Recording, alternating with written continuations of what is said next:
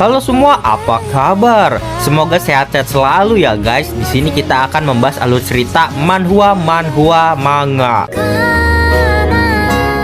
Bagi yang belum subscribe bisa dibantu subscribe-nya dan jangan lupa like video ini jika kalian merasa terhibur. Aku juga ingin mengucapkan terima kasih untuk yang sudah join atau gabung ke membership channel ini. Walaupun hanya 5.000 sebulan, tetapi sangat membantu perkembangan channel ini yang sering terkena dolar kuning. Dan jika ada yang mau mengapresiasi lebih ke channel ini, kalian bisa sawer. Link sawernya ada di deskripsi. Terima kasih banyak. Kali ini kita akan melanjutkan komik yang berjudul Berinkarnasi di Hari yang Sama Selama 100.000 Tahun. Oh iya, aku juga sudah membuatkan playlist untuk komik ini. Jadi jika kamu belum menonton part sebelumnya atau kamu mencari lanjutan dari part ini, kamu bisa cek playlist di deskripsi. Terima kasih. Di part sebelumnya Yaoge atau Bidadari Arak di sana disampaikan oleh seorang pengantar pesan bahwa ada monyet berkeliaran di Istana Buddha dan menyuruh sektenya untuk datang ke Istana Buddha. Dan Lin Yue lah yang disuruh datang bersama 4 adiknya. Lalu kita langsung masuk ke part selanjutnya. Diperlihatkan di part selanjutnya Lin Yue sudah naik kapal udara di sana. Di sana ia bagaikan seorang raja harem yang digemari. Di sana berkatalah gadis lukisan, "Tuan Lin, kami ada 4 bidadari ini. Siapa yang paling kamu suka dan siapa yang paling cantik?" Di sana bidadari catur berkata, "Tuan Lin adalah orang yang memiliki selera tinggi, tidak mungkin suka dengan sepertimu." Lin Yue hanya tersenyum saja melihat mereka. Lalu Lin Yue berkata, "Ya, ada 4 bidadari yang menemani. Aku jadi sedikit malu nih," kata Lin Yue. "Oh, tak kusangka ya kamu bisa masih malu," kata para bidadari. "Ya, tenang saja, aku tidak akan membiarkan kalian melayaniku tanpa pamrih kok," kata Lin Yue. Lalu Lin Yue memanggil bidadari buku di sana. Lingsan adalah adik yang kalian paling sayangi kan?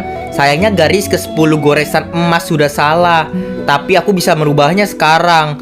Bidadari buku berkata, "Mustahil, Tuan kenapa bisa mengetahui benda yang di badanku? Kenapa Tuan bisa mengetahui masalahku? Semenjak goresan ke-10 ini ada di tubuhmu, kamu pas berlatih titik napas, titik energi, dan titik matahari pasti akan merasa sakit, betul?" "Iya benar Tuan, semenjak goresan emas 3 tahun yang lalu aku tidak lagi pernah ada peningkatan level." Ternyata selama ini bidadari buku tidak meningkat levelnya selama 3 tahun. Semua bidadari pun di sana kesal. "Lah Lingsan, kenapa kamu tidak pernah mengungkit hal ini pada kami? Kenapa kamu tidak berbicara? Kamu berencana menyembunyikan hal ini sampai kapan memangnya?" Lingsan si bidadari buku memohon maaf. "Aku takut para kakak mengkhawatirkanku, jadi aku tidak membicarakannya." Lin Yue berkata, "Ayo sini ikut aku. Jika kamu percaya padaku, ikut ke kamar kapal. Aku akan bantu mengubahnya." Sedikit ragu-ragulah di sana bidadari buku, namun didorong oleh kakak-kakaknya, bidadari lukisan juga bidadari kecapi. "Jangan malu. Iya, Tuan Lin orang yang baik kok. Yuk segera sana, cepat." Lin Yue berkata, "Ayo cepatlah. Nanti kalau terdengar suara apapun, kalian semua jangan masuk mengganggu kami ya." Aduh, mau apa ini? Setelah mereka di dalam, Lin Yue berkata, "Buka baju." Dan akhirnya bidadari buku menurutinya untuk membukanya. "Tuan, pelan sedikit ya. Terlihat di punggungnya ada goresan emas." Lalu ia pun berteriak di sana. Setelah itu sudah selesailah semuanya. Sudah selesai. Terima kasih Tuan. Aku merasa energi sudah bergerak lancar di dalam tubuhku. Seperti tidak lama lagi aku akan menerobos tahap dan tingkatan. Terima kasih Tuan." Lalu Lin Yue pun beranjak pergi dari sana. "Ya, sama-sama lah. Ini adalah hal yang aku janjikan pada kakakmu. Kan aku perlu juga meminjam 4 keterampilan Feng Yu." Setelah Lin Yue membuka pintunya, bidadari lukisan dan bidadari kecapi malah menguping di sana. "Kalian sudah puas dengarnya ya di sini?" Tadi suara apa Tuan? Kamu kimochi ya?" Kalian jangan salah paham. Itu bukan suara aneh. Tapi ngomong-ngomong sepertinya kita sudah sampai nih di Istana Buddha. Terlihat kapal mereka pun sudah sampai di sana. Dan dilihat ada kapal lain lagi yang juga baru sampai. Lalu terdengar suara, siapa orang itu? Mereka membicarakan Lin Yue yang membawa 4 sekaligus dan didampingi oleh bidadari. Orang dari Sekte Nanggong itu sudah datang. Terlihat kapal yang di atas itu adalah Sekte Nanggong. Sekte Nanggong di sana ada Nanggong Li berkata, satu pria didampingi 4 wanita. Kenapa hidup Lin Yue begitu baik sih? Terlihat ada Sekte Belantara juga di sana. Kapal di sana pun ditumpangi oleh tuan muda Sekte Belantara bernama Wu Chang. Kita sebut aja Wu. Di sana ia berkata, aku mendengar ada seorang remaja yang tidak bernaung di 8 sekte di wilayah selatan. Sepertinya itu ya orangnya. Nanggong Li berkata, Wu Chang, kamu sudah memandang terlalu tinggi orang ini. Dia hanya mengandalkan siasat licik saja. Betulkah? Masa datang ke istana Buddha harus ikut di belakang 4 bidadari Feng Yu? Lin Yue ini hanya seorang pria yang bisa bersembunyi di balik para wanita ya. Nanggong Qin berkata, Kak Li, dia sangat menakutkan. Lin Yue itu, kamu jangan menyinggung Lin Yue. Diamlah. Wu Chang, Nanggong Li, apa yang kalian pikirkan sudah salah. Kami datang ke sini membantu Lin Yue. Kehebatan dari Tuan Lin Yue bukan kalian yang bisa menebaknya. Dia sangat hebat. Lalu terdengar suara, apa? Siapa Lin Yue itu? Lin Yue berkata, kamu tidak terima ya? Ayo kita bertarung 1 lawan 1 kalau begitu. Nanggong Li berpikir, lagi-lagi seperti ini. Siapa yang mau bertarung 1 lawan 1 denganmu? Jika aku bisa mengalahkanmu, aku tidak mungkin mendengarkan ocehanmu di sini. Lalu ada naga di atas Nanggong Li di sana. Dari naga tersebut adalah tuan muda Sekte Pengendalian Siluman, Be Han Feng. Cak, ramai sekali di sini. Siapa dia? Tak kusangka bisa didampingi oleh 4 bidadari sambil melihat Lin Yue. Hei, Be Han Feng, kamu semakin tua semakin bodoh. Dia adalah Lin Yue yang terkenal itu. Masa kamu tidak kenal sih? Lin Yue, aku tidak mengenalnya. Kamu memang sangat hebat ya. Namun Lin Yue pun diam saja di sana. Hei, kamu berani tidak menjawab pertanyaanku? Sudah bosan hidup ya?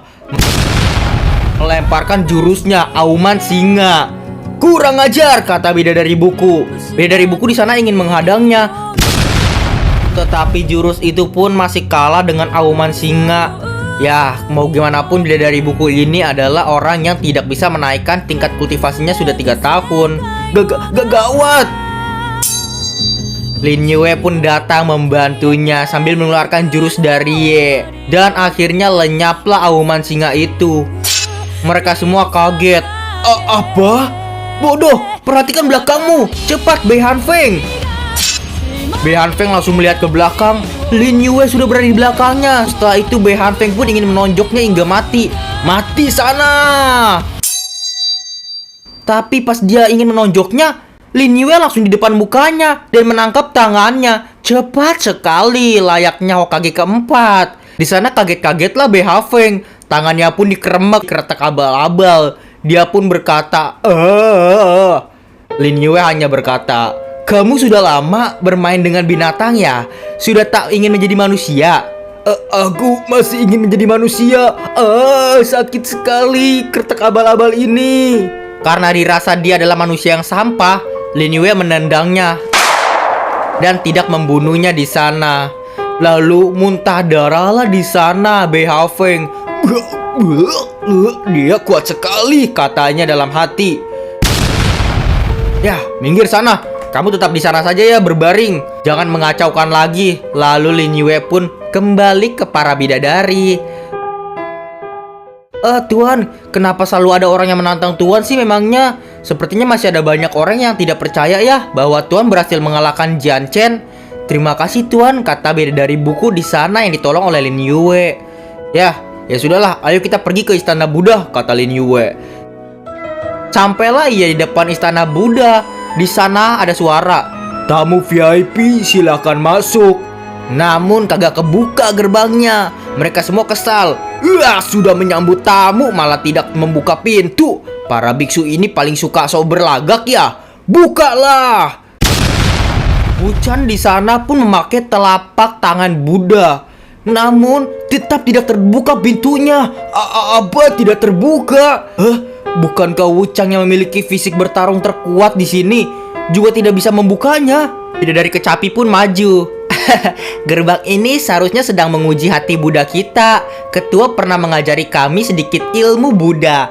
Lalu bidadari kecapi pun membuka gerbang itu dengan bermain kecapi. Tapi senarnya keburu putus.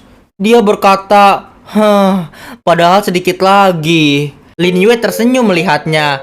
Sudahlah, serahkan saja padaku ya, Lin Yue. Dia lagi-lagi. Dia mengira semua orang memiliki hati Buddha ya? Alangkah indahnya jika dia bisa mati di depan gerbang. Betul, mana mungkin bisa semudah itu membuka permainan para biksu tua ini, kata orang-orang di sana yang tidak percaya. Namun Lin Yue hanya memakai kedua tangannya mendorong pintu Buddha tersebut terbukalah. Apa? Dia membukanya dengan begitu mudah? Mustahil, ini tidak mungkin. Ayo masuk para bidadari, kata Lin Yue. Nanggong Li yang tidak terimaan di sana berteriak, tunggu, orang-orang boleh masuk mengikuti rapat membasmi monyet adalah anggota dari 8 sekte saja. Kami semua 8 sekte, sedangkan kamu Lin Yue bukan dari 8 sekte.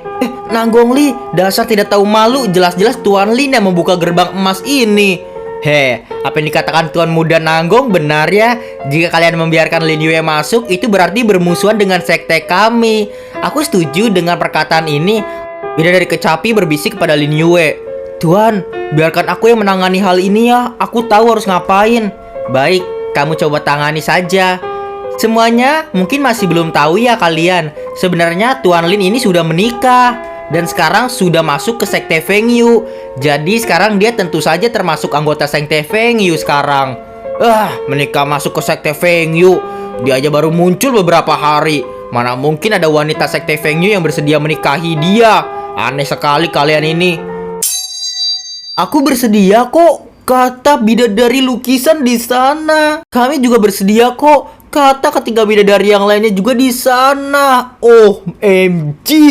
Nanggong Li pun yang jomblo seumur hidup pun di sana dia frustasi. Apa? 1 kali menikah, langsung menikah dengan 4 wanita? BH Feng dan juga Wu Chang di sana merasa ternodai harga diri mereka sebagai lelaki jantan. Apa? Tak kusangka 4 bidadari sekte Feng Yu ingin menikah dengan satu pria yang sama. Ya, dia adalah menantu terhebat dalam sejarah wilayah selatan ya, kata Wu Chan. Para bidadari berkata, suamiku, Lin Yue, ayo masuk ke dalam. Yuk suamiku, jangan melamun lagi. Ya suamiku. OMG, senangnya dalam hati beristri 4. Di sana Nanggong Li pun kesal melihatnya. Sialan, bikin orang iri saja sih. Hatiku hancur.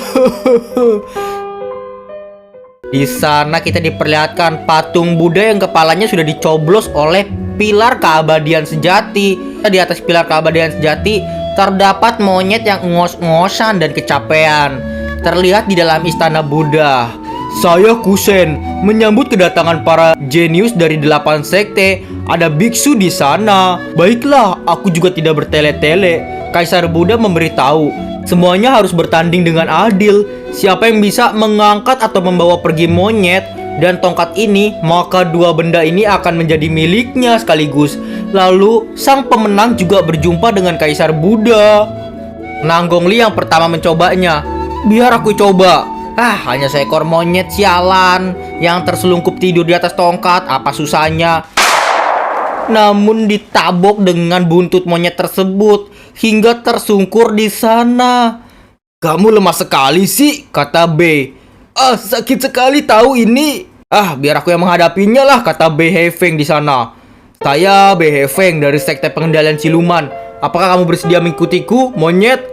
Dalam hal mengendalikan siluman, masih harus tergantung pada sekte kami. Kami adalah sekte pengendalian siluman. Memang tugas kami mengendalikan hal seperti ini. Ya, aku perlihatkan kemampuanku. Di sana ia memberi daging. Dan daging tersebut pun langsung dilahap oleh monyet.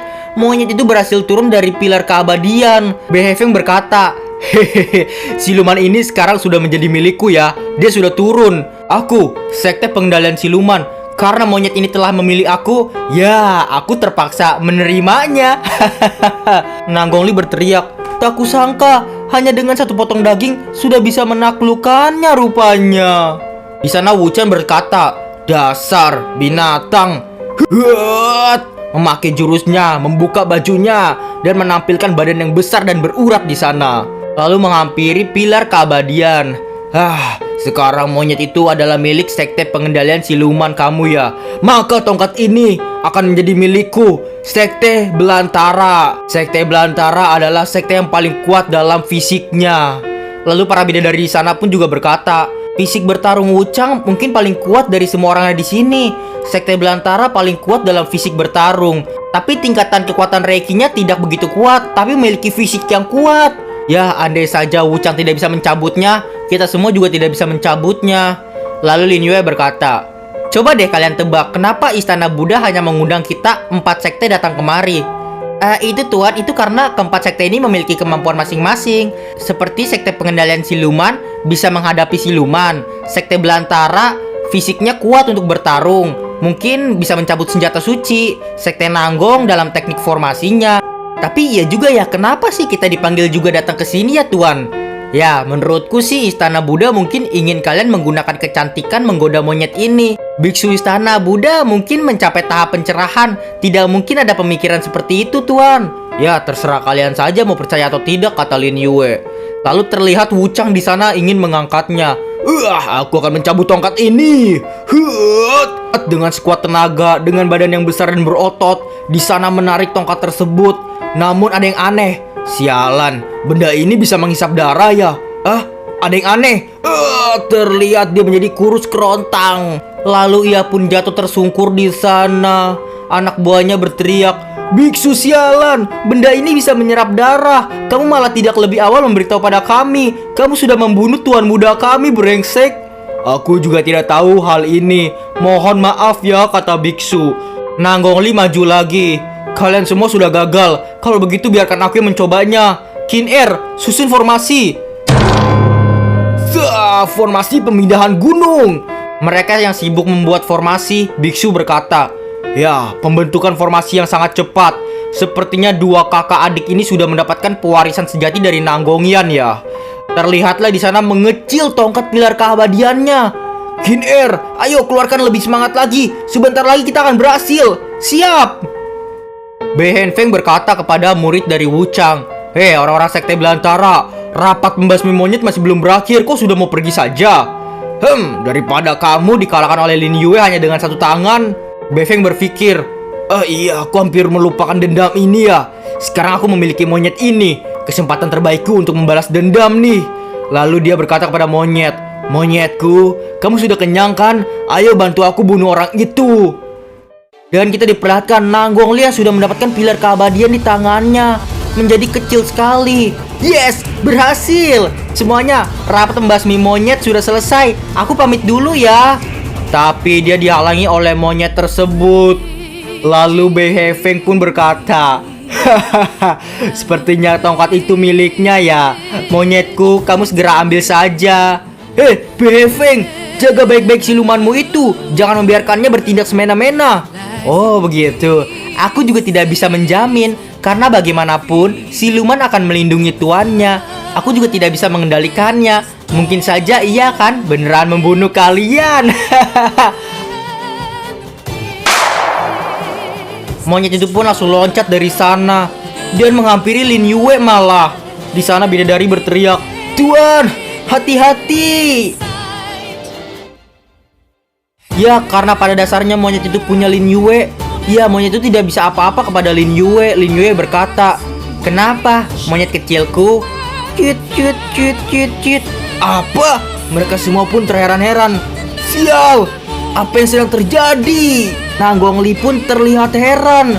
Begitu pula juga Bei Hanfeng, biksu, semua bidadari pun heran. Apa yang terjadi memangnya saat ini? Kenapa monyet itu menghampiri Lin Yue dengan mudahnya? Dan itulah untuk part kali ini. Terima kasih kalian telah menonton dari part 1 hingga sekarang. Kita lanjut secepatnya di part berikutnya. Dadah semuanya, bye-bye. Terima kasih bagi kalian yang telah menonton video ini dan juga terus mensupport channel ini. Terima kasih banyak. Bye-bye semuanya.